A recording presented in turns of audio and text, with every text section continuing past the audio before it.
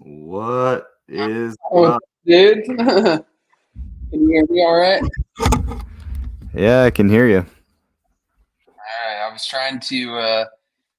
trying to finish up a meeting here and running. So if I'm breathing heavy, it's not because I'm excited to see you, Chris. It's because I'm just running out to my car and getting my microphone. So, uh, Mm-hmm. what's up, doggy? How's it going, man?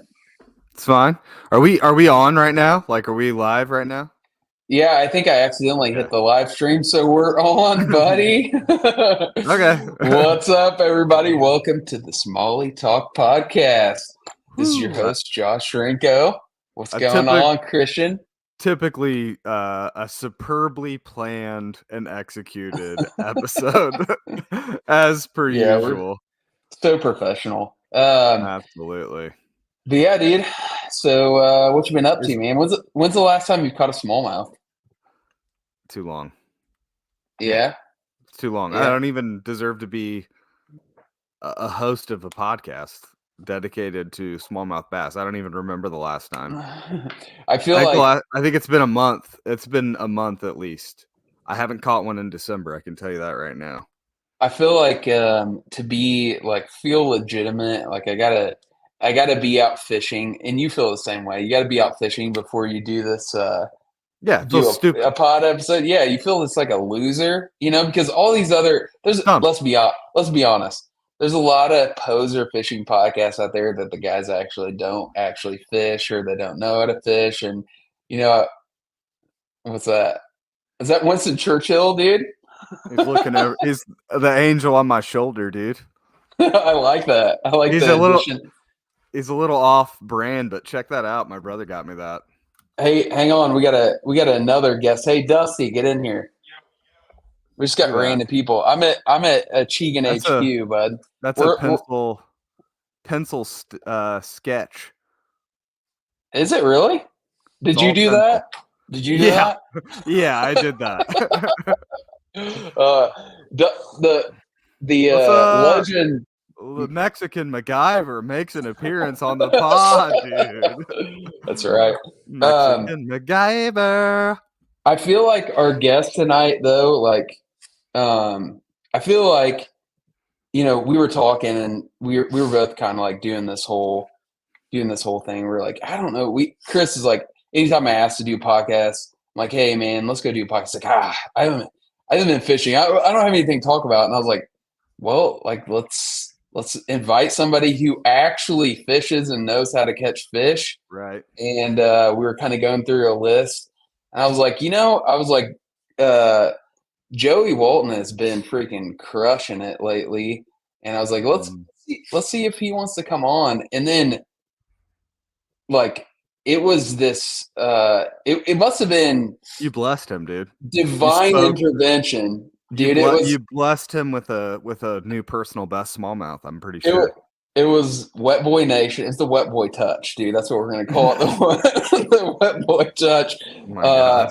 He We're gonna agreed to get put come. on a list. He agreed to come on the podcast. I'm pretty sure we should And not utter wet boy and touch the anywhere very near each other. the very next day, he smokes a 9-pound smallmouth. I can't even like. Let's bring him on. It's Like, double the size of I think my. let's bring him on. What's up, Joey? How's it going, brother? What's going on? Can you guys hear me all right? Oh yeah, All right, yeah. awesome. Somebody stole your computer charger, dude. Is that what happened? It broke. Somebody broke it. So Oh man, I'm That'd be a ridiculous theft. Just like, oh, look at, I'm just gonna terrorize this guy. I'm not gonna steal his laptop, just the power cord. I'm not gonna blame it. I'm not gonna blame it on my 4-year-old daughter or anything. But yeah, I was like, and when you said that, I was like, damn kids, dude, freaking breaking everything. Always the man. kids, man. I know. Yeah, we both have them, dude. They ravage our personal assets. I had that many times. So dude, welcome to the show. Thanks for having me again. Yeah, man. Second time on Smallie Talk. So The first time might have been painful, but every time after that, it just will be a little bit less painful and more enjoyable. little better. So I don't think we should really like juice this one up at all. We don't need to fluff it up. Like, just tell us about this fish, dude. What the hell, man? You caught it. Is this your second 9-pounder? Yeah, like this is more like I would say like my more legit 9-pounder, you know, because last year when I waited, I was on the boat and people controversy about this and I might have not zeroed the clip out, you know, so there was a bunch of stuff that was going on with it. I mean, you could say 9, it was bouncing 888, like 898, 901, you know, but this is a legit 9-pound smallmouth. I took the extra measures to go on the ground, to weigh it on land, and just do everything right. So see, that's interesting because we were like, you were on a podcast. That's how I really. That's not how I found out about you, but that was one of the things reason why we had you on the show. But I didn't realize there was controversy around it. I feel like anytime you do something cool in the fishing industry, people just shit on you, dude. Is that fair assessment? I think it is a fair, very fair assessment. You know, it doesn't matter what you do. You can try to take the measures as far as you want. There's always going to be somebody trying to shit in your Cheerios, man. That's just how it works. So yeah, but I don't let it get to me anymore. So yeah, I was gonna say. I mean, who gives a shit? Honestly, it's so crazy. I mean, people are so incredibly gay. I mean, I know. Just shit on someone, dude. It's wild. Like it is. It's the crazy. I mean, but honestly, like it's not just fishing. It's society in general. I don't know, dude. You like. Every once in a while, like Ashley, my wife, and I'll be sitting there watching TV, and I'll like be scrolling through social media, and I'll just end up like in a random page. Like I ended up on the page. It's this young lady whose husband like got diagnosed with MS. Okay, and he's like going through some like really dark stuff. I mean, he's like a young guy in a nursing home, and this wife is like taking videos. And I don't really know her motivation for taking them, but I mean, she's like helping her husband like out of his hospital room, like into the vehicle so she can go home to see their kid for like a few hours, you know? And I'm like, oh, I don't know why, but I just opened the comments. It's wild. The shit people say, like, this lady isn't even a real wife. Why isn't he at home? You know, like all this stuff. That's just human nature, man. I don't I think a lot of it is the anonymity that comes with just being able to post without really having to face the consequences. Because exactly. Yeah, I mean, most of the people that are commenting and sounding off are the biggest pussies on earth. They suck at everything. They're losers. They're pathetic suckers. I like to hear it. They just absolutely suck at everything. They have nothing. They have no friends. They're complete losers. You're really describing me, Chris. Ease up, bud. Dude. I mean, for real, like if you're popping off on people online about stuff, I just feel like, yeah, you're the biggest loser on earth. Like, I don't really get it. So, but anyways, dude, I mean, fantastic fish. I mean, especially like you guys are probably what's your water temps up there now? Like low 40s, high 30s? I don't know. Maybe I should keep that on the down low. Okay. All right. Keep some people away for a little bit longer. Okay. Oh, you got like okay. I got what you're saying. But I mean, it's the time of the year when they're starting to like tack on some mass. Oh yeah, they're tacking on the pounds right now. I mean, our weather up here hasn't been like super bad. Like we've had a very, very mild winter, so the water isn't cooling down as fast as it should. And to be honest, like at this point in time, last year we were low 40s in the water temp, and I will say it's nowhere close to that yet. So we're looking for like possibly a full season of fishing, 100% year-round grow rate right now. So hey, Chris and I have been on record. We are pro global warming.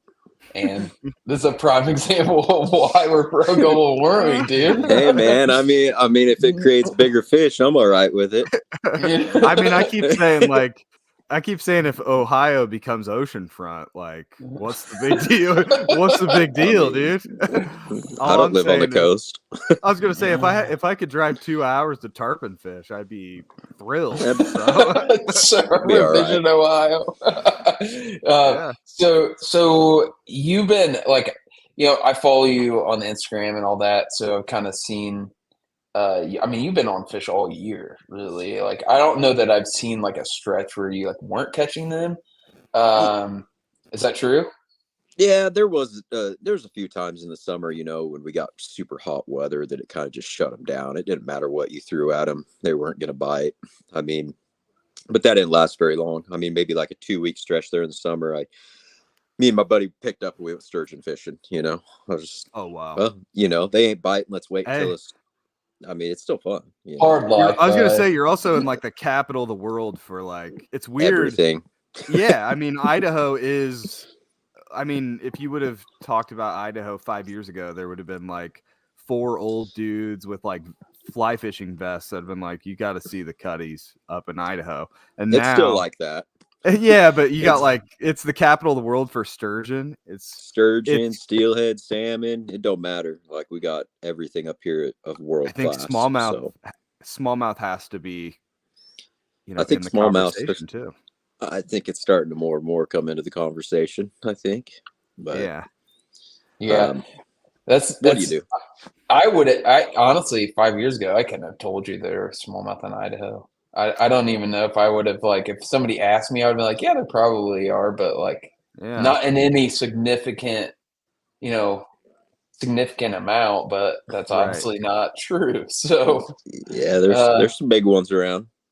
Have you felt like Chris and I? So when we started Smallie Talk, I feel like there's been times where we felt like our podcast has like drawn more crowds into some of our spots that we fish. Not in like a terrible way. It's just like you see people with like your stickers on the back of their truck and stuff, and you're like, yeah, maybe I kind of caused that. Do you feel like is that like an internal conflict with you on some of that stuff? Yeah, it always will be. I know, like deep down, I know what I'm doing isn't right. Like, but there's a sense in, if you want to do this for a living, I mean, there really is no other way to get your name out there unless you got a lot of money. I mean, and the way I put it is, it's a big lake. It's out in the middle of nowhere. And like right now, I'm the only boat on the lake. So you went from 2,000 followers last time you were on the show to 14,000 in a short period of time. So you're doing something. Like I said, it's just hard. It is a hard notion. Like I said, I do kind of feel that pressure on me a little bit. And it did get beat up in October. Don't get me wrong. There was quite a bit of people here in October. But like I said, it's a big lake, man. It's huge. I mean, people don't understand until you really get here, like how big it is, like how deep it is, how hard it really is to target these fish.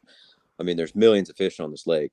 I mean, and giants everywhere. So it's not really the fact of like finding them. I mean, they're everywhere. You just have to know how to catch them, and they're pretty pesky when they get that big. So we may have tried over this last time you're on the show, but have you guys ever aged any of those bigger fish?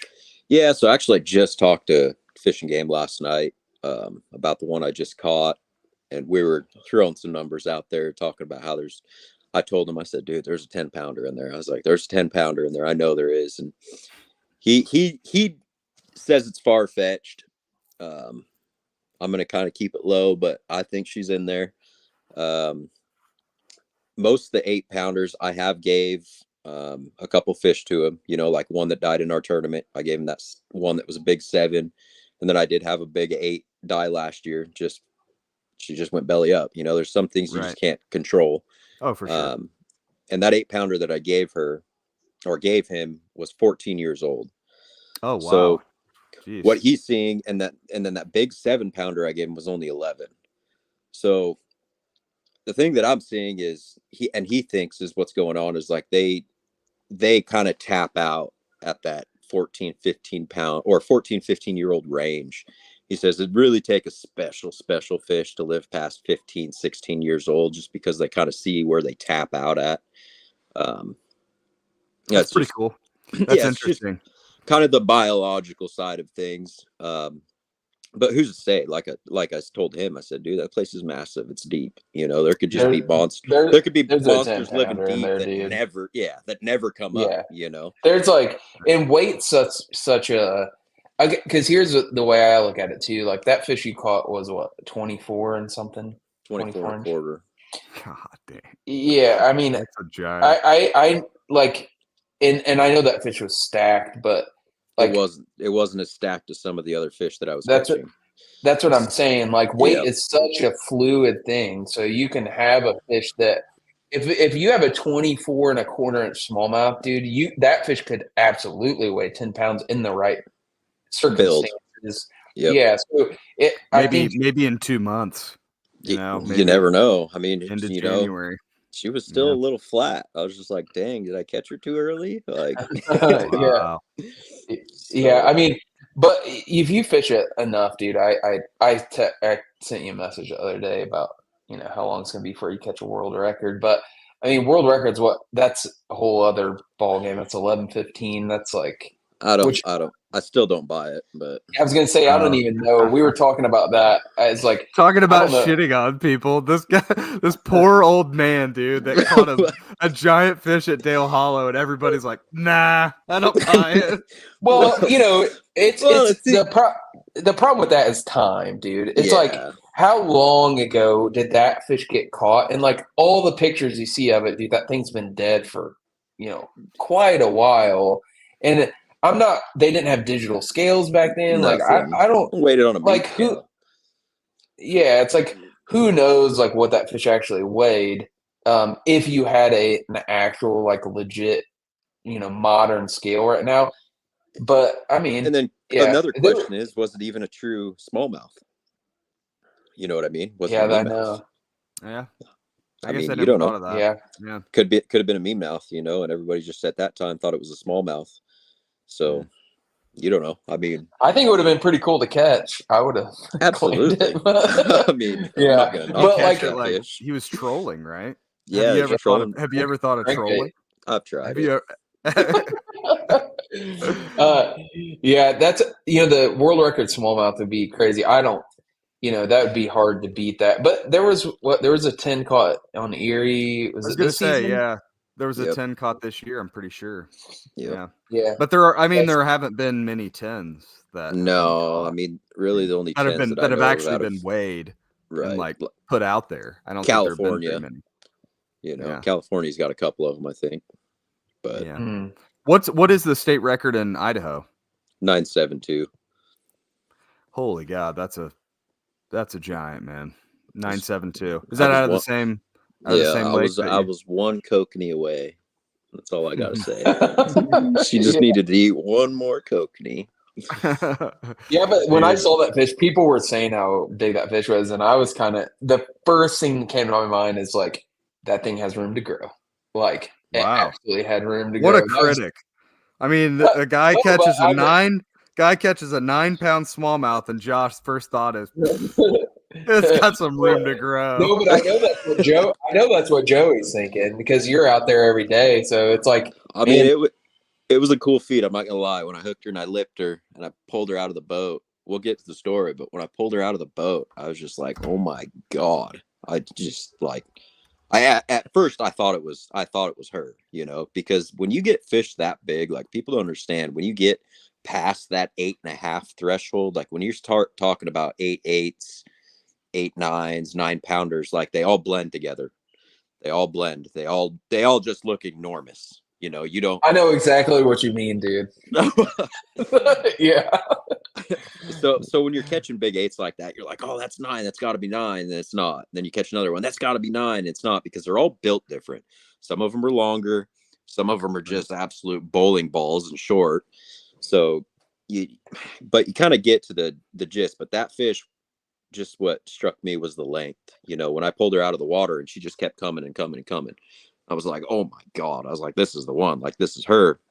And I put her on the scale, and I was kind of upset a little bit, upset and happy at the same side, because I really am trying to chase and get that record. And when you miss it by that much and put that much time in it, kind of, it's like, man, is this really? You're at the beginning of your season right now. I mean, you got 2 more months of how often are you fishing? Because you quit your day job, right? Oh, yeah. This year? Yeah. So how did that go? Like the tournament thing and guiding and all that stuff. Did you feel like it was pretty? Did you meet your kind of preseason projections and all that? Uh-oh. I don't think he liked. I think he hated that question. It's like if I hold still enough, he'll just stop asking me. He probably thinks he's still talking to us. I know. While he's on pause, I'll just tell you a quick story. So I went to my kid's school program tonight, Christmas thing, and I give my 2-year-old my cell phone to like occupy him, you know. And he's looking through all my old photos, and my neighbor is actually sitting next to us. She's like she's probably our age or whatever, and he's like, we're not young, dude. I don't know what scale you're going off of. Fair enough. But like, he's like scrolling back through my old photos, and he got back to like, and most of my photos are just like, you know, me, the kids, Ashley, you know, just like random, and then a ton of fishing photos, right? So he gets back, like, I don't know how he landed on this photo. It's like one of the oldest photos guys. I don't know what happened. Oh, you're good. It's like one of the oldest photos in my like phone is that picture of that like veiny like pink dildo that is like that I found in the river. What did I come into? Yeah, I know. So I gave my 2-year-old my phone to like occupy him tonight, like at my kid's program, and he like must have scrolled like through like 1,000 photos to get back to 2015. And there's like a photo of like this veiny pink dildo that I just found in a river, just like randomly. Did you grab it? And he's like, no, allegedly found it in a river. Picked it up and like, no, it was still in the package. Yeah, it's like got my name on a receipt. But anyways, he had the photo, and he's like showing my neighbor my phone, and he like holds the phone up to my neighbor, and it's that picture. And I'm like, oh my god! I grabbed the phone out of his hand, like, oh my god! I like didn't realize it, and I had to like, oh my! I had 2 options at that point. Either I like explain to this lady like what this is, or I just let it ride, and then whatever. Did you let it ride? I just let it ride. Like going through and like explaining. You probably went home was like, "Oh my god, you'll never believe what the Vaughn's kid showed me today." I don't know. Look, I don't know if she saw it or not. I could tell you that she like kind of glanced, because you know it's a 2-year-old like showing you something, and her kid's like on the stage. So I don't know how like, you know, if she actually looked. She definitely didn't like indicate that she saw it, but she was like, you know, looking at. Like, yeah, like looking at the phone, I was like, oh my gosh, like I grabbed it. So I don't know, dude. I might be on a list somewhere. CPS might be on their way to my house right now. Just tell my story. So, but anyway, that's a great filler. So yeah, I like that's what she said. That's what is the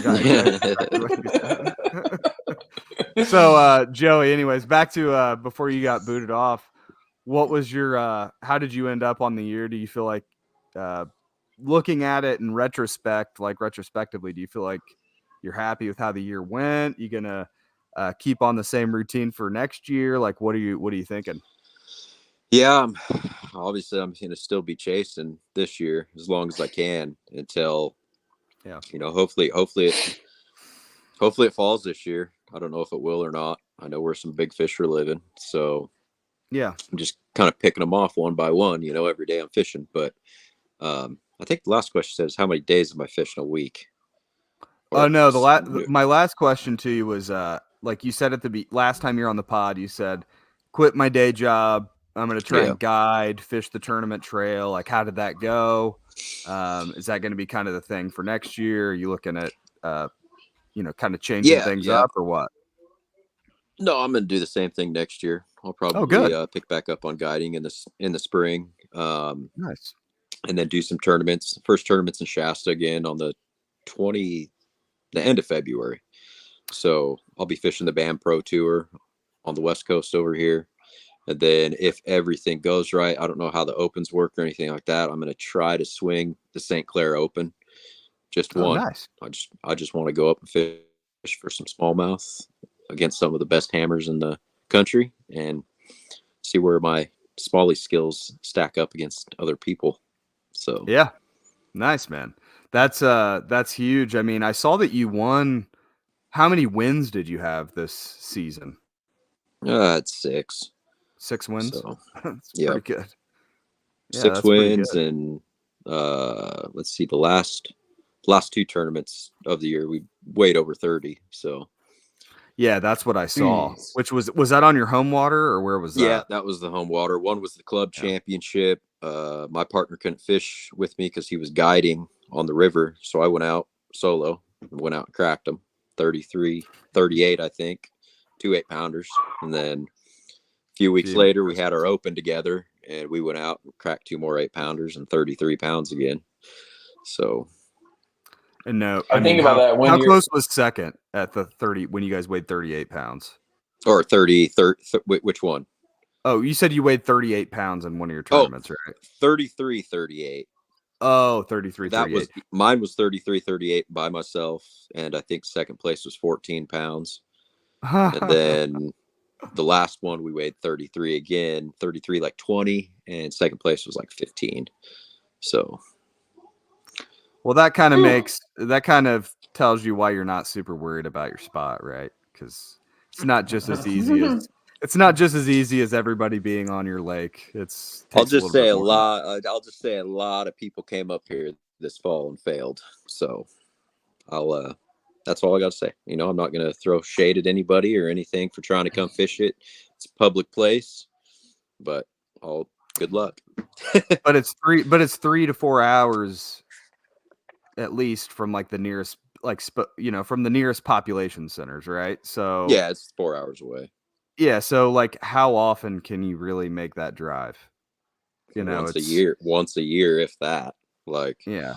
if you got the money, yeah, you can come up once a year, for a week and play around. But other than that, I mean, guys are only coming in for a few days, trying their best to get an 8-pounder, and they're hard to catch, man. It's taken me a lot of time to break this water down to really find these fish and figure out what they want. So Yeah. Yeah, Well, I've hopefully seen oh, you. go ahead. No, that's all right. I've seen you. Well, I guess one of the things I was going to ask about when are you guiding, and are you still open for trips right now? yeah, I'll probably be starting back in probably April-ish, mid-April. Not taking anything right now. I will be once we get closer. I'll shoot a post out and get my books going. So Okay. I've seen you fish a lot with swim baits, and this is kind of lead us into the story of this fish because I saw that you caught it on a specific swim bait that is that a new one that they have? Is that that's their new 6-inch. And to be okay? honest, I'm like the only one throwing it up here right now. So, Is when you that bait? It's the whale from Sixth Sense, right? yep, That's the what whale it because 6. Go ahead. no, it's all right. So that's a soft swim bait, and it's is it similar to a mag draft? Does it have that kind of same shape to it? It kind of has the same shape as a mag draft a little bit. Tail movement on it is way crazy. I mean, the tail movement on the 6-inch whale is, I think that's what gets a bit, to be honest. The action on it is just something else. The tail, it doesn't just like traditionally, like tap tail, like you see, like a Kitech or any other swim baits. This actually, when it's going, it's actually like rolling. It's almost a weird rollish type kick. And these fish just can't stand it. Like, I You don't know just what it is. slowly like a slow crank. Is that It what just you're it depends on what these fish are wanting. Like I said, they're always in a different mood. Sometimes they're Mhm. really chasing bait and you got to like really get it away from them for them to eat it. But yeah, most time just steady, easy retrieve is getting them. So Yeah. That's interesting. Does that bait have like, is it like an inline, like a line through swim bait, or what's the style of it? well, it's got an open belly, like a belly cavity in it, so you can throw weedless hooks in it as well. Okay. EWG, whatever. Yeah. But I Like I a just run beast it on. hook or whatever. Yep. But I run it on a 1 ounce swim bait head, big old nasty hook on Oh, really? it. Yep. Dang, So that's heavy because that thing probably isn't light by itself. no, So. no, and the thing is, people are like, "That's such a huge hook." Like, fish can't even. No, well, when the smallmouth mouths are, giant. When you're going for giants, they have no problem eating it. So Well, that's probably like what they're predating on, I would assume too. Like kokanee trout right now. yeah, It's getting them. kokanees are pretty big even when they're smelt, right? I mean, Yeah, so 5 and 6 inches is like your kind of 1 to 2 year old yearlings, and then obviously you're going to have the fry, but most your mature kokanee are 8 to 11 inches. So how was the hatch of kokanee this year? Was it pretty we won't know healthy? that, and we won't know that until late January when they start Okay. coming back down. But obviously, our crazy kokanee population that we had last year diminished by almost like 70% because they all went up in the river and spawned. And when kokanee spawn, they die. So it's just the Mhm. cycle. This is the next cycle, and it sucks because this is actually the end of the cycle. So we're not going to be seeing as many giant fish as we've seen in the last 2 years. Next year, we probably won't see as many, and that's just cold hard facts. I mean, it's that's from the biologist himself. The only reason why we're seeing as many giants as we are is because they have the food to eat. Once the food disappears, the big ones die. I mean, they can't sustain their weight. So Wow. So like even so because they die every time they spawn, you said about 70% of the adults spawn every yep, year or not every year. This is every 3 years? every 3 the niche, I guess, but we hadn't had there for about 8 years. We didn't have a solid kokanee population. Yeah, the place was still kicking out giants. It'll always kick out giants. Don't get me wrong. It's not like no matter the pressure, no matter what, there'll never not be giants caught out of the lake. If you get what I'm saying, it's just there's too many of them running around. But Right. when we got that record hatch, 2 years ago, those kokanee matured, and a lot of them did get eaten, but most of the ones that didn't get eaten, like I said, went up into the river, spawned, and died. And there goes your kokanee, a majority of your kokanee population. Now we just hope that this next year, this big kokanee population went up and laid and spawned, and we get an even larger hatch. Now, if we get Sure. that, if we get a larger hatch and this winter stays mild, we could really, really see some really big smallmouth the next couple of years. Yeah, Like that's that was interesting. my question. Yeah. Go ahead, sir. No, go ahead. Chris. No, I was just wondering if there was that many kokanee population to begin with, then theoretically the next spawn should be bigger. What is like determines why was that one spawn so successful? Like, is it weather conditions? Like They don't, and that's still the anomaly they're trying to figure out, and we had a crazy crappie hatch in there this year too, like more crappie than anybody's ever seen. Like you'd go to like the shallow flats and like you could throw something in the water and it'd just like dissipate like millions and millions of crappie, like just little fry. Like I've never seen anything like it. So like it's not that they don't, and they were busting that stuff up, dude. Like I've never seen fish go crazy. They were moving up dirt shallow, big ones, and they were just taking gulps out of these crappie. So that sounds fun. that might have been, why they grew so good this summer, because they had just so much to eat. I mean, it was hard to sometimes it was hard to get bit in the summer because they were always full. They weren't even hungry, and I think that's Right. why it's so hard to get bit right now, is because there's so much bait in the lake that, I mean, you could put something in front of a fish's face as much as you want. If they're not hungry, they're not going to eat. I mean, The kokanee thing is so interesting because like like they're not even restocking those, right? That was just like a program that they did in like the early 2000s. And Well, no. So right when the lake became, they stocked the place with millions and millions and millions. You don't of have to. kokanee. I was gonna say you don't have to give away anything else. I mean, No, yeah, no, okay. you're good. No, Okay. they stocked the place with millions and millions and millions of kokanee. I mean, and millions of bass and millions of trout. Right when this place came to, I mean, this place was overly stocked, like overly stocked. And then basically it's just sustained itself throughout the years. Now they don't stock it at all anymore. Wow. I mean, they don't have to. It's a self-sustained fishery. So I mean, that's like the idea. I mean, that's so rare, I think, right? To stock. it is. To stock like a salmonid or salmonid or whatever, and it just turns into a self-supporting system that like they don't have to restock, and they, because typically I think that they say that the like the spawn rate and the stay rate for like stocked fish is super, super low.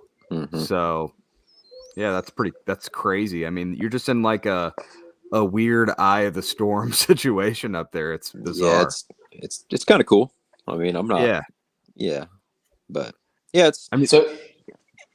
Go ahead. Go ahead. No, I was just wondering when you were talking about the crappie and stuff. It got me thinking: how many smallmouth did you catch on topwater out there this year? A lot of big ones. Oh, you speaking my language there, bud. Oh my! They were eating depths 250s. They were eating all sorts of things. They were eating giant glide baits, hinkles. I mean, it didn't matter what you threw at them in the summer this year. They were just all over it. And I'm talking schools of 20 giants all coming up fighting for the bait. So. Okay. All right. Yeah. Let's book some tickets here, bud. Chris, hop on Expedia. I want to go up there. I want to go up there in like the winter. I want to go up there now. Yeah, that's what I really want to go right now. Are you? I mean, I'm sure it's like tailing off from summer, but number wise, is that like decreased quite a bit from like right now? Are you have a numbers days or? I have them both. Like the numbers actually, these last 2 weeks kind of have been going down a little bit, but shoot, we're still smashing 5 and 6 pounders left and right. I mean, it's we're just out there going for the big one. I mean, 5 and 6 pounders are cool, but when you start seeing enough of them, they're just you're shaking them off the boat. I mean, that's no joke, because once you get them fired up, bringing a 5 pounder or 6 pounder in, and then throwing her back, that messes up the whole school. Like, dude, you're gonna get punched in the face for saying you just shook all the 6 pounds smallmouth out of the boat. Like, what the hell, dude? I mean, part of me wants to go up there. Part of me thinks I'll be ruined. I'll just never want to fish again. And that's kind of what happens. Like with my partner, Jaden, he's with me a lot, and I just straight up just ruined him. Like it'd be hard to get excited about, like tournament time, when we get, like, to be honest, like tournament time, it ain't nothing to go out and put 25, 30 pounds in the box like that, snap of a finger. So, and then the rest of the day is just going for bigs. We go out, put a solid, get 5 pounders in the boat for, a good solid limit to where we're like, okay, now we're comfortable. Now let's go chase. Like, because you definitely have spots on the lake where, you have schools of 3 and 4s, and you have schools of 5 and 6s with like a 7 mixed in. And then you have your mega schools. And those are what I like targeting. So. Have you guys had plenty of rain up there? Yes, you can, honey. Okay, shut the door, honey. Yes. Yes. They know how to get a yes out of dad, dude. Yeah, just interrupt them mid-podcast, dude. You're going to tell them yes or whatever. Yeah. Sorry, I got sidetracked. What was the question again? It's just the rain. Have you guys had plenty of rain up there? Because we're like, we're low down here. Yeah, we've had our spurts, a little bit of rain here and there, but we haven't got hardly any moisture. Yeah. It's pretty wild. It's kind of scary. Like, I mean, for us anyways, like we keep waiting, late fall, typically around here, you get enough rain to kind of start bumping up. And then, typically like into January, February, March, you're like at high flows. But Right. I mean, right now it's like late summer, early fall flows still. So it's a little worrisome, and they're saying that we're going to have a super dry winter with like the El Nino stuff. So I don't Yeah, know. I don't know what's up going to here we happen. don't really have to worry about that. The river pumping into this lake is, I mean, very, very healthy. The That's place good. fills up. Place fills up every year. It's never been Yeah. a year that it hasn't filled up, and they just drop it this time of the year for the steelhead and the salmon. Just winter pool. I mean, it's just how it's always been. So Yeah. when people see like, oh, that place is almost dried up, like, no, place is still 600 feet deep. It's like, Do you guys have a oh, holy shit, 600 feet. oh yeah, Do you guys have like a ladder? So like do steelhead come in like, they get blocked. They get blocked at the dam. yeah. So Is I mean, your dam isn't one of the ones like, because it's not actually on the Snake, right? So it's mm-mm, not. no. So I know that there's like a big push to get rid of a lot of those That's the dams on the lower Snake. stupidest thing I've ever heard, and that is over here on the West Coast. That is the biggest, sorry, but liberal bull snot that is going on right now. Like you You take can say those, bullshit in the yeah, Hot podcast. take. bullshit, We got a hot bullshit. take incoming. You, No, I you, mean, look, we hear a very specific narrative on it. I mean, right, I know generally speaking around here, we try and a lot of our dams aren't really in use. Like we don't have, right, like they're not being used for hydroelectricity anymore. They're not being used for flood control, really. They're just sort of there as relics. So our push in general is always to get rid of them. I right. will say that I've heard people make arguments to keep dams in, and I don't really know that they've been super persuasive to me. So I want to hear your take on the dams on the Lower Snake. Well, you got to realize that this is the largest inland seaport, um, and in the country. Where I live is the largest inland seaport in the country.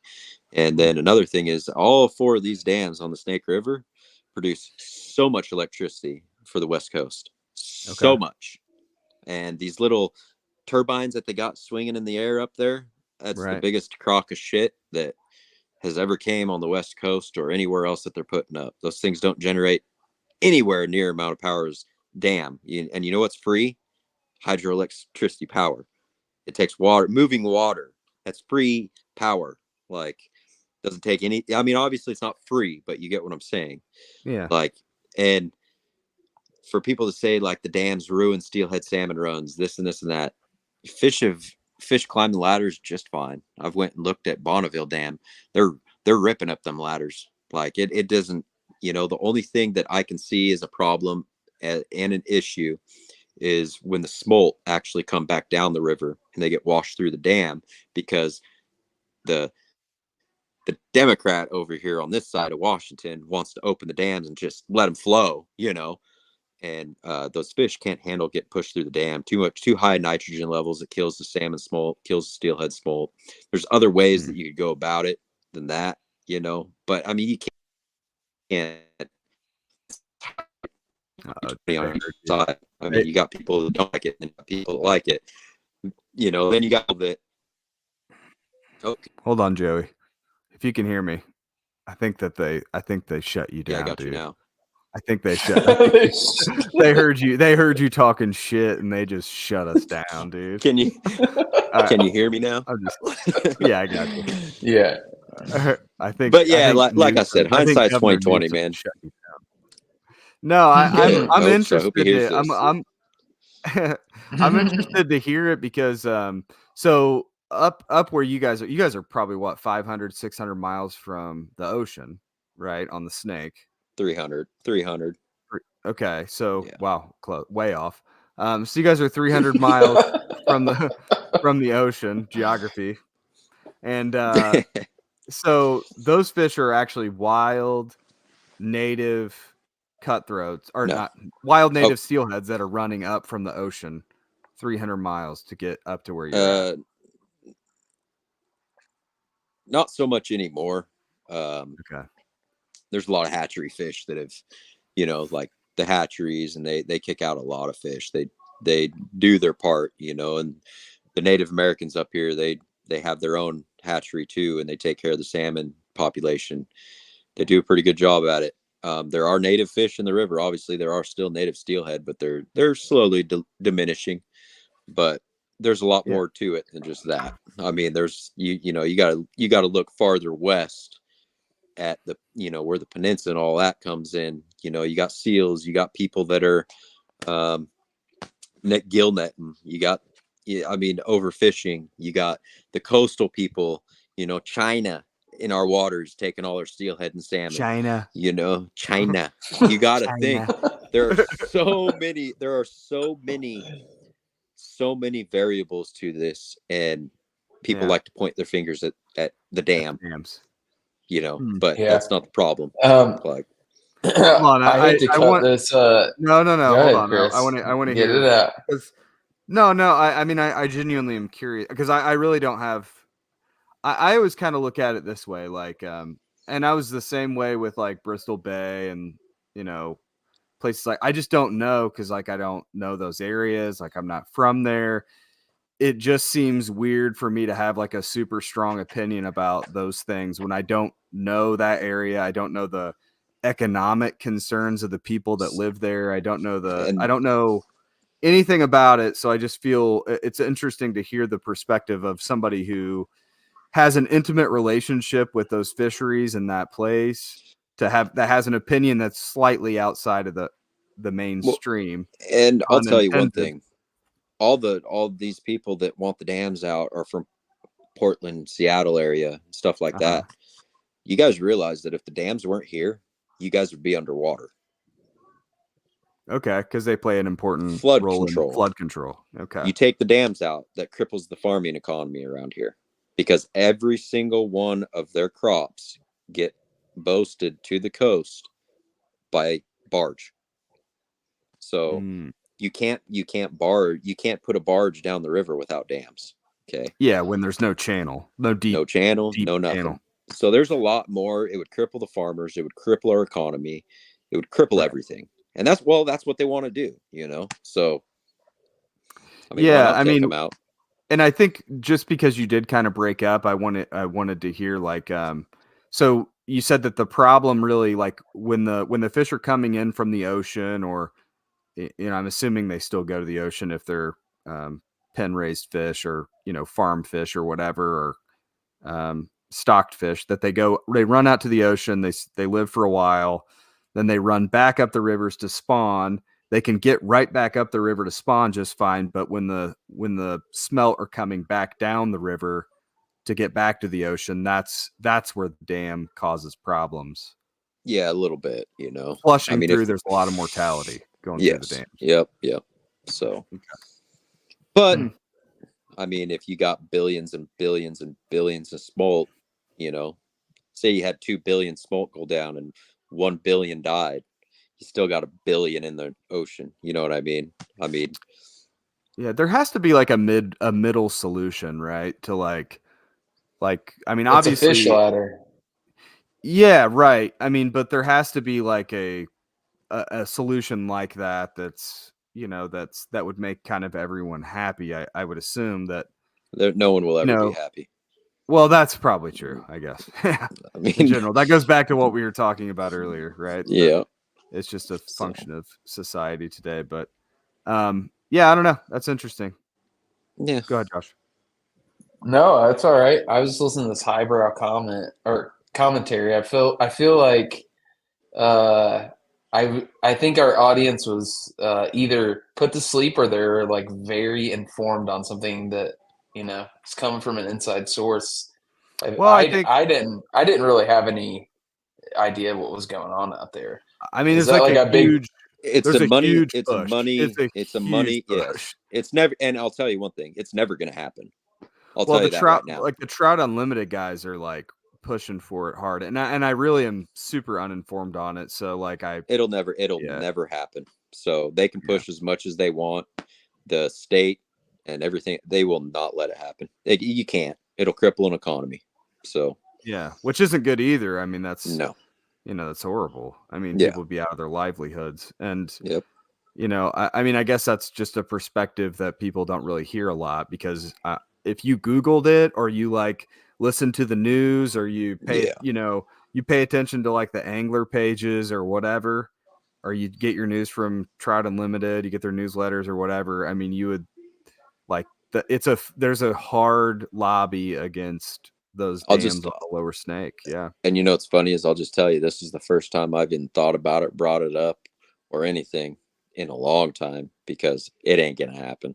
Yeah. Like, Well, that's just it's good. It's just good insight from somebody Yeah. who's, I mean, you're local, you fish in those, you fish that stuff. I'm sure you're tapped into the local news and understand it a lot better than some It ain't gonna hayseed from happen. Indiana who doesn't know anything about that area. So, Yeah. Josh, what did you want to? You wanted to change topics. What'd you have? Talk about smallmouth.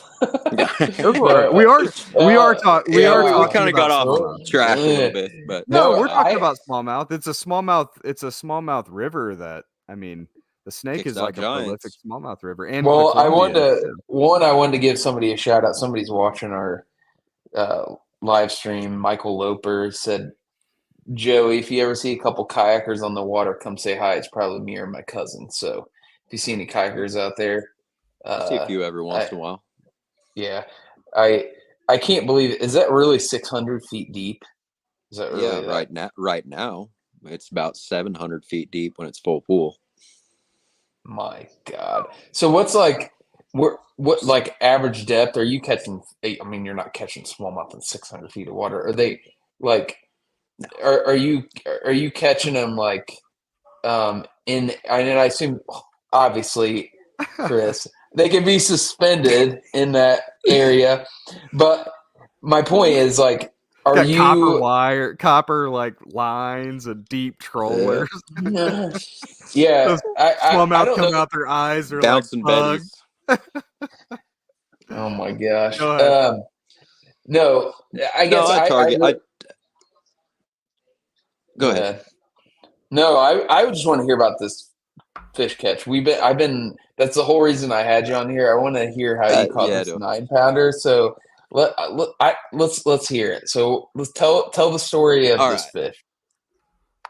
So the day, December 13th, if you guys remember, what the weird thing about this is I caught my 9 last year on the same exact day this year as I did my 9 Wow. this year. This is December 13th. I don't know if it was a coincidence. That's kind of rare. That's weird. But Lucky 13. I ran up, I was mid-lake. I caught 3 sevens that day.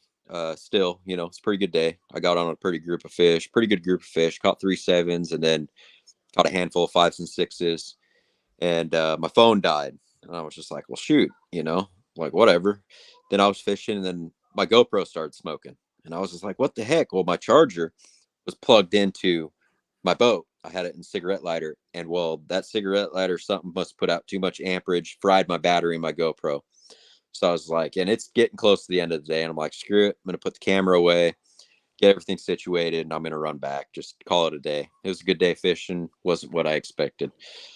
So I started running back, and it was getting pretty dark. And I'm, full speed, just trying to get back at the ramp.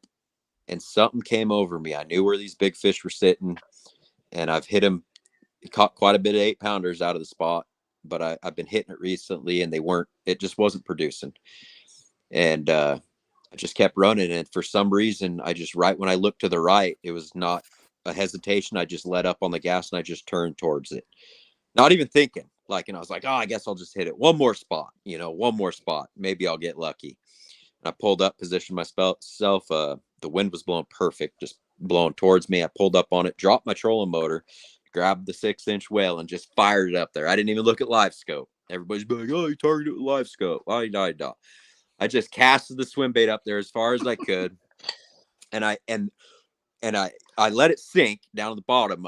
I'll just say it was shallower water, but I cast it way over the point, and I started to look with my live scope. I was going to start looking, and I just started cranking. Couldn't find my bait yet because I think I casted over the 100 feet that I had my screen on.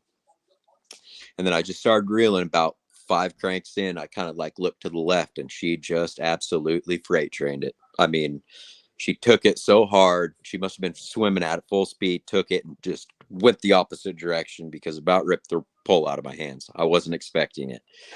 And I kind of like hesitated, but then I leaned into her and I just hit her. I hit her like a ton of bricks.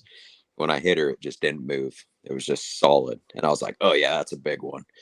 And she just took off. She just started going.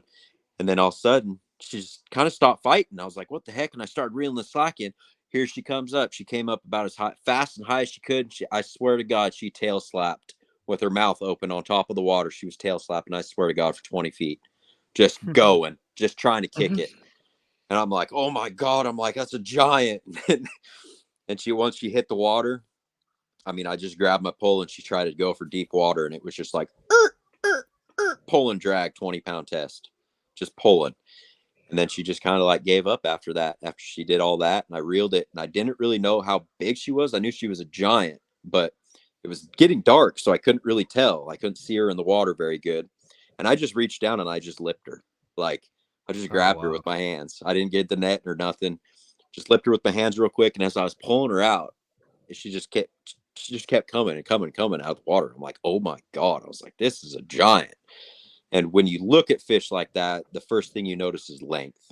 Like I was just like, this is the longest fish I've ever caught in my life. So in my mind, I'm thinking this has to be a 10-pounder. This has to be it. Like it's so huge. Like, and then I turned her sideways and she still is just too skinny. And I was just like, gosh, she just doesn't have the girth on her just quite yet. And so at this point, I have no footage.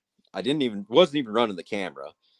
And then I was like, well, what do I do? I threw in the live well. I had my whole boat ripped apart, dude. I had everything out of it. Dude, there was shit everywhere. And I finally looked at my cooler and I had my little GoPro charging box. There was 3 batteries in it. I put 1 in, didn't turn on. I put 2 in, didn't turn on. And I was like, no. And I put the last battery in it and it had 70% battery left.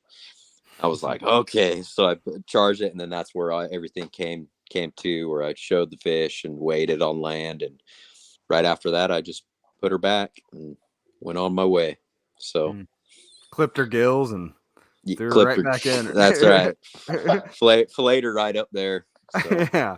Obviously it's going to feed your family for a couple days. 9-pound smallmouth. A week, maybe. Dude, that's incredible. What a fish, man. I would like to say fish of a lifetime, but it might not even be the biggest fish you catch this month. So I don't know. Still a congratulations, fish of a lifetime, man. Yeah, it's still a hard feat to do, man. I've been looking for, Yeah. You can sit there and say you're looking for a 10. I can sit there and looking for a 10, but it's baby steps, man. I got my 8s, now I was going for that 9. Okay, check. Now we're going for that 10. Like that's for sure. How many thousands of smallmouth, and that's the biggest. A lot. That's the biggest one. That's it for now. Do you keep track of how many numbers you catch throughout the season? No, I'd have to have a few clickers for that. But yeah, that's a lot of. That's a lot of work, dude. That's a lot of just figuring it out, trying different techniques, doing different things, different places. Yeah, it's huge. What it comes down to. It just, and it comes down to, I kind of got my little gravy run that I do, like what fish are eating in the morning. Like I got 2 points, like good, say you're running up the lake, you got 2 good points in the area. Well, you hit one in the morning. Well, they're not biting in the morning. Well, maybe the other point was hitting in the morning, and then you come back and then you hit this one in the afternoon. Well, that's not working. So I kind of got it figured out to where my gravy run, I know what fish are going to eat in the morning on the way up. And then I know what fish are going to eat on the morning or in the evening on the way back. So I kind of got it down in like angles, how I like to set up on points and stuff like that. That's kind of really what I have dialed down is where these fish are eating from, like what direction. And mainly they're not even eating, like where's their territorial spots that they're sitting that they don't like something in their area. That's kind of what really triggers those big bites, is putting a bait into their comfort zone where it gets them all antsy and they don't like it. So they just have to hit it. So were these fish, do you think that they're feeding on that point? Is that what they're kind of doing? Or are they just sort of wintering, like hunkering down, or what are they moving around quite a bit? What are they doing? they're schooled up pretty hard right now. I mean, if you find the schools, they're tucked real hard on the bottom, but if you find the schools of the big ones, like you can get right in a hurry. So crazy, dude. What an interesting place. Kind of loose. Crazy. Yeah, it's a pretty cool place. 21 8-pounders have hit the deck this year and 1 9-pounder. So that's got to be. I mean, there can't be anybody that's caught that many heavy fish in a year. You know, I can't imagine. Yeah, I don't think so. Not 8-pounders. I mean, maybe not. There's probably a lot of 8-pounders that come. Yeah, there's a huge difference in class, though. I feel like. I mean, I don't know. I've never even seen anything close to it, so I have no idea. But I mean, there can't be. I can't imagine that there have been very many people who've caught that many 8-pounders in a year. This can't be. I don't think so. I mean, maybe 7s. You know, 7s are pretty easy to come by up here, anyways. 7s are like your 5-pounders up here. So 5-pounders are pretty hard to come by up here, bud. You're never fishing Indiana, obviously. I mean, look, there's a guy that's a very good fishing guide here in Indiana, Chad Miller, who's a very good fishing guy. He's been doing it for a long time. Just posted a picture of a fish and was like, got a 5-pounder finally. Like, it took a long time. I mean, I've caught, I think maybe 2 or 3 5-pounders in Indiana. Maybe. They're out there. Yeah, they're there, but I mean, you know, they're smart. They're 5-pounders here, tough to come by. Yeah. I mean, to hear you say that 7-pounders are like our 5-pounders, maybe they're like that's just shitty of you. No, I mean, maybe they're like our 3-pounders. Like, yeah, there you go. Yeah. You just kicked the shit out of us, dude. Sorry, dog. I didn't mean popped that. our balloon. You popped our balloon right in front of us.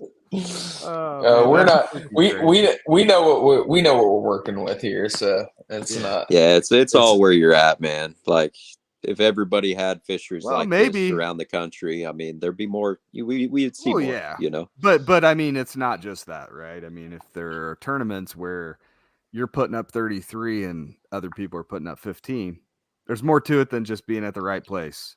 There is.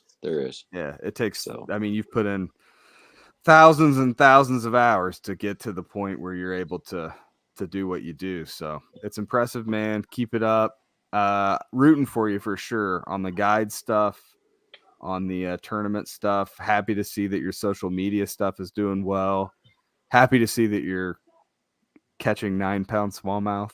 And I hope next time we have you on the podcast, it's because you caught a 10-pounder. Hey, or just to shoot the shit, you know? Absolutely. No, I do think Josh and I want to come up and do some fishing with you because, I mean, it's just, you know, which is the blessing and the curse of your place. It's just hard. Worth the trip. It's hard to get there, though. I mean, if we're gonna come up there, it's gonna have to be like 4 or 5 days. You know. Absolutely. Yeah. So, yeah, I feel like. Well, you guys go ahead and come on up, and we'll get you guys your PBs. So. That won't be too hard. Be pretty tough. I have one river smallmouth that I didn't have a scale, but it was a 6. But I'm sure that's not too hard to beat there. So no, we can do that from the dock. So. God, dude, throwing shade at you. Sorry, dog. How many 100 fish days did you have this year? Just curious. A lot. Yeah. I had me and Jaden had a day. We caught 17 7-pounders and 2 8-pounders in the same day. Dude, that's comical.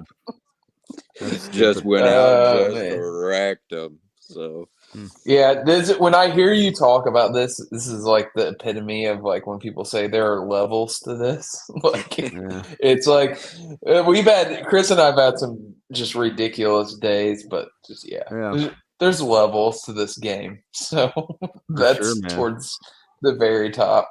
So well, while we got you, Joe, do you want to give us some shout outs, give us some where the people can find you to book a trip. If you have an obligation to talk about your sponsors, feel free to do that. Yeah, just signed with 6 Cents again, a new contract with them for 3 more years with them. Signed with P-Line. I'm with P-Line now, Powerhouse Lithium. Nice. Yeah, so things are starting to look up, and hopefully, fingers crossed, there might be a boat in the near future. So, well, there should be. I mean, my God, like I said, I can't imagine there's anybody else that has caught 28 pounders in a year. That's just so wild. I can't even wrap my mind around that. So keep it up. Oh, how can people find you on social media, and how can they book a guided trip with you? let's hold off on the guided trip for now. I'll make Perfect. because like I said, we'll have to go through my outfitter and everything. Oh, and yeah, there's a lot of shit on his plate right now. So, but yeah, go check out the social media. That's it. Follow along. Check out TikTok. Everything's all the same. So, you do any dances, like boat dances or anything like that on TikTok where you're maybe I'll dancing? start. Yeah. That's how you get followers, dude. Yeah. That's how you get Wear followers some- nowadays. Hey, all I gotta gotta say is wear something tight, do a little dance. How about just wear nothing at all? Just have that pink dildo Oh. strapped in a gun, right there. Send that to me next time, I'll send it over. I know you got. I'll be dancing to that video. Yeah, hold on. Let me grab it. Just kidding. Yeah. All right, good deal. Thanks, guys. Appreciate you, Josh. Anything to talk about before we get off here? Yeah, I'm gonna let Joey go, and then I want to talk to you for a sec before we head out because we got some plans. So, Joey, thanks for coming on, brother. We'll, like I said, get that 10-pounder here in the next couple weeks, dude. We'll have you on. So, dude, congrats, all right, man. Keep it up, bud. Thanks, guys. Later. Yep. All right, that was Joey Walton. Dude, I didn't want to say it to inflate his ego to the maximum level, but like he's probably from a just straight up like trophy smallmouth, he's like got to be like the number one guy in the world right now. Like that's wild, dude. That's some of those numbers. It's kind of it's kind of messed up that he doesn't believe in catch and release. Yeah, I know. Piece of shit. Just gonna start little nasty rumors about him. So you and I we're going on Wednesday. Is this in stone? Are we in stone on Wednesday? Yep, we're stoned. Yes, we're stoned. So this is the start of our trophy season. And we God, what a yeah, I'm really excited about it now. I still get excited. I mean, there's like that's like I feel like finding him and that fishery. It's like it's also a different type of fishing. I will say what is cool is like that's why I asked him that topwater question. Like he definitely isn't like drop shotting all the time, that's pretty cool. It definitely makes me want to go out there. Well, I mean, he said he's fishing right now, so I don't think he's drop shotting now. Wild. Yeah. So we're going out Wednesday. Like I said, this is our trophy time of the year. You gotta try out your new Talon, dude. You're gonna try out your new. Yeah, I got a boat. Shallow water anchor on the boat. Got all my holes welded up. Got them holes closed. Got your holes plugged. We'll probably go out there and open up a couple more because, dude, it's like, golly, we can't get any water. I know. Dude, that's part of the reason why we haven't gone is we've both been kind of, we'll check in with one another like, hey, no increase in flows. Like we've been waiting for like a little bit of a bump so that we can get out, and it's just not happening. So yeah, maybe it'll come, January, February, March, who knows. But we're going out on Wednesday. I mean, we're going out on Wednesday. I will say this, it's kind of offline, but my brother is getting ready to have a baby. So provided that doesn't happen on like Tuesday or Wednesday, I'm game to go. But I mean, she's due like any day now. So Yeah, man. It's Okay. yeah, it's all good. Everything, you know, I've been itching pretty hard, so I got to get out at You some need to point. get. Yeah, I feel like after that ass whooping I put on you the last time, dude, you need to go redeem yourself a little bit. So it's your Yeah, turn, bud. You yeah. got to go get. I've been I've I've three. been sharpening my hooks in a darkened room, just like with blindfolds on, just sharpening hooks, just preparing for the I next time bought. we go out. I have a ton of new winter stuff I bought. I got some of those new gobies from Z-Man. I'm excited to try out some swim baits.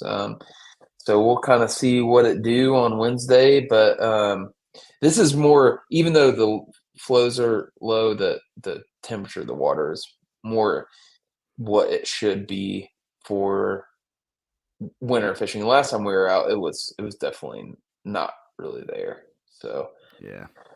so yeah, looking forward to it, man. Well, Me too. it was awesome podcast with Joey, and I'll post this up on our normal feed for Well, audio Joey's only. almost certainly going to be canceled for his comments on the Snake River dams. So next time we talk to him, he'll probably be joining us from like a trailer, maybe a semi truck cab where he's had to go back to working his day job, and is just talking, just full of regret about the things that he said on our podcast about the dams. So good Yeah, luck to apparently you. I didn't even know that was a thing. So Oh, it's a huge deal. Look it up. So, all right. Thanks, everybody. Appreciate you listening. Thanks, Josh, for setting this up. Anything going on with Achigan that we should be aware um of? yeah, nothing You nothing crazy. Nothing check out crazy. the Yeah. check out the ugly sweater thing that they did. It was pretty Yeah, cool. we only have like 3 or 4 of those left, so I we're don't doubt it because that was very cool, and I stole one yeah, of them. So you yeah. did. But yeah, man, we'll sort of catch you guys. We'll probably do on the water episode, so we'll do some recording then. But hopefully we catch a couple big ones. So Sounds yeah, good. Thanks, all buddy. right, free to fighter, baby. See ya.